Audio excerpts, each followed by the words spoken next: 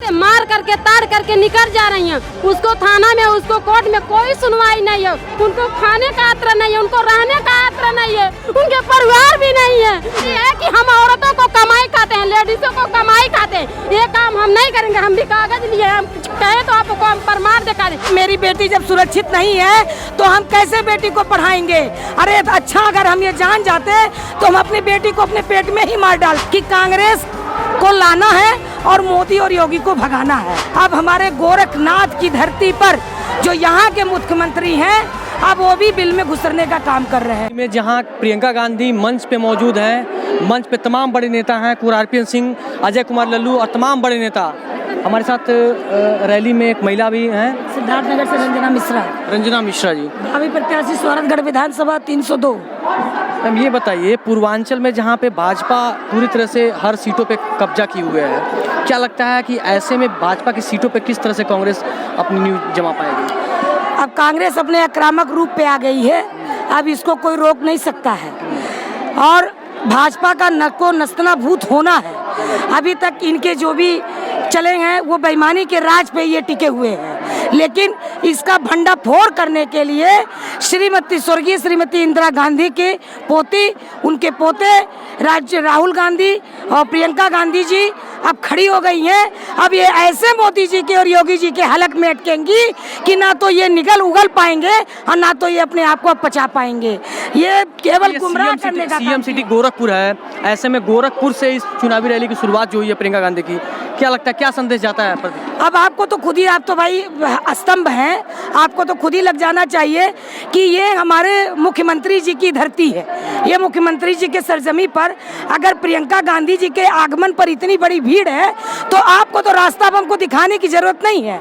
अब आपको एकदम तय है कि कांग्रेस को लाना है और मोदी और योगी को भगाना है। अब ये इनके क्या रणनीतियां होंगी, क्या चुनावी मुद्दे होंगे और क्या चुनौतियां होंगी आपके लिए? अब एक चुनौती तो आपके सामने प्रियंका गांधी जी ने कह दिया है कि महिलाएं आधी आबादी हैं, तो महिलाओं को 40% का जो इन्होंने आरक्षण दिया है, तो हम सीटों पर 40% का जो सीटों पे आरक्षण दिया है कि 75 जिले हैं हमारे उत्तर प्रदेश में, 403 विधानसभा है, 165 सीट पे महिला लड़ेंगी।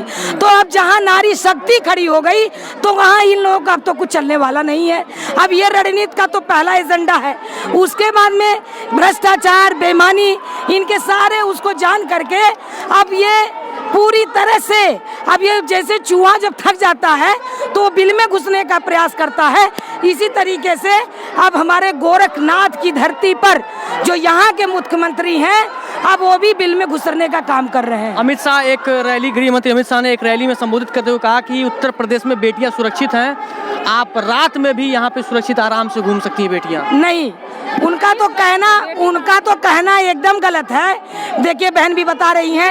अरे हमसे पूछिए, जो बेटियों को, जो लड़कियों को मुकदमा मार करके ताड़ करके निकल जा रही हैं, उसको थाना में, उसको कोर्ट में कोई सुनवाई नहीं है। उनको खाने का आत्र नहीं है, उनको रहने का आत्र नहीं है, उनके परिवार भी नहीं है, उनको साथ ये सब लोग इतना विद्रोह करते, कोई सुनवाई नहीं। जाने पर कह रहे हैं वो क्या है, तिवारी जी, बाबा योगी आदित्यनाथ कहते हैं, वो क्या कह रहे हैं कि अगर ये रहेगा नहीं तो हमारे देश का खर्चा नहीं चलेगा। उनका कहने का मतलब है, उनका सीना ये है कौन पैदा करेंगे है कि हम औरतों को कमाई खाते हैं, लेडीजों को कमाई खाते हैं। ये काम हम नहीं करेंगे। हम भी कागज लिए, हम कहे तो आपको हम प्रमाण दिखा दें। हम पूरे जिले में, पूरे DIG में या IG साहब में, पूरे गोरखपुर में, परिवारी न्यायालय में, सब जगह गए थे। वहाँ महाराजगंज में गए थे, कोई सुनवाई नहीं थी। कहे तो हम इस पे हम प्रमाण दें। हमारे बहन का हुआ 100 नंबर के गाड़ी से आई, उनके लिए 1 मिनट के लिए मौका नहीं दिए थे।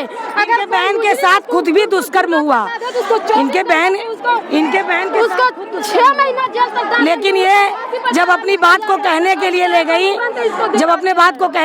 गई, तो इनकी कोई सुनवाई नहीं हुई। ऊपर से कहा गया, क्योंकि देखिए अगर आज तक किसी महिला का शोषण हुआ है तो इन्हीं के लोग, इन्हीं के मंत्री, इन्हीं के लोगों ने उस झंडे को उठा करके, झंडा बुलंद करके इन्होंने महिलाओं के साथ हमेशा आत्मघात किया है। प्रधानमंत्री कहते हैं बेटी बचाओ बेटी पढ़ाओ पढ़ाओ का नारा उन्होंने दिया है कि बेटियों को हम सुरक्षित अपनी करेंगे। बेटी को कैसे पढ़ाएंगे?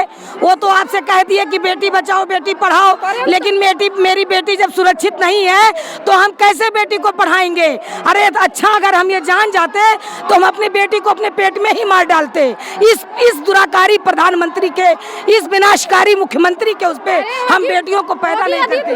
मोदी जी का कहना है कि बेटी बचाओ बेटी पढ़ाओ, और उसको शादी कर करके उसको कबरोला घर से निकाल दो। घर से निकालने के बाद हमारा एक राज्य होगा तो 10 राज्य में हम हावी कर ले जाएंगे। मोदी जी का कहना ये है। बताइए जी, हम एनम संविदा संघ से हैं। 16,000 एनम बहनें हैं जो संविदा पे काम 10,000 से लेकर 15,000 पे काम करते हैं पूरे उत्तर प्रदेश में। पूरे उत्तर प्रदेश जी। में, जो कि हम अपना लेटर दे रहे हैं कि अब की इनकी सरकार आए तो हमको नियमित किया जाए, ये हमको आश्वासन दे। ना हमको कोई वेतन मिलता, हम कोविड-19 में 8 के 8 दिन ड्यूटी कर रहे हैं, हमारा संडे भी ऑफ नहीं हो रहा है, लेकिन उस पर 300 रुपया मिलने वाला था, वो भी रुपया नहीं मिल रहा है। नहीं मिल रहा है? नहीं मिल रहा है, नहीं। कितने दिन से नहीं मिल रहा? जब से हम लोग मार्च से कोविड में ड्यूटी कर रहे हैं, कोई सैलरी नहीं पाई आप? नहीं सैलरी मिल रहा। जो प्रोत्साहन राशि है 300 रुपया सरकार देने का। कितनी सैलरी मिल रही है आपको? हम 10 से लेके 15,000 के बीच में, जैसा जो है 2010 से लेके जब अखिलेश सरकार आई थी तो हम लोग को 2013 तक बैच को नियमित की थी, और वो भी कुछ छोड़ के चले गए। उसके बाद तब से कोई नियमित नहीं हुआ। आज तक हम लोग दर इस नेता के पास, उस नेता के पास भटक रहे हैं। क्या किसी ने आश्वासन आपको नहीं दिया? नहीं, आश्वासन देने को सब कोई देता है, लेकिन जब सरकार बदलती है तो खुद बदल जाते हैं। तो क्या आपको कांग्रेस से उम्मीद है? उम्मीद है, कांग्रेस से उम्मीद है कि हमारा लेटर उन तक पहुंच जाए, क्योंकि वो एक महिला है, एक महिला का दर्द समझ सकती है। वैसे भी प्रियंका गांधी ने कहा है मैं लड़की हूँ, लड़ सकती हूँ, उनका नारा है। हाँ, तो लड़ सकती हैं, इसीलिए तो हम उनके पास बहुत दूर दूर से लड़कियाँ आई हैं, लखनऊ से आई हैं, अपने गोरखपुर की हैं, देवरिया से हैं, आजमगढ़ जी जी, हाँ, सब कहाँ से आप हैं? मैं तो गोरखपुर के कुशीनगर में पोस्टेड हूँ। जी हाँ, तो हम सबका क्या मांग है कि हम सबका समायोजन किया जाए। जी, संविदा से ये कलंक दूर किया जाए। जैसे हर सरकार यही काम करती, हरियाणा की सरकार की समायोजन की, बिहार की सरकार की, लेकिन हम लोग चाह रहे हैं यूपी की सरकार भी हमको समायोजन को तो सरकार रद्द कर चुकी है। पहले जैसे हमने सुना था कि शिक्षकों को जो समायोजन हुआ था शिक्षा मित्रों का, उसको सरकार ने जो है कोर्ट ने रद्द कर दिया था। अलग इशू था। हम जैसे ट्रेनिंग करके आए हैं, ट्रेनिंग करके संविदा पे काम कर रहे हैं। आज 10 साल से संविदा पे काम कर रहे हैं, जबकि नियम यही है। हरियाणा से, यहाँ कहाँ का सरकार है? राजस्थान का सरकार, जो 3 से और 10 साल तक मतलब संविदा पे काम करती है, उसको नियमित कर दिया जाता है, लेकिन हमारे यहाँ ऐसा कुछ नहीं है।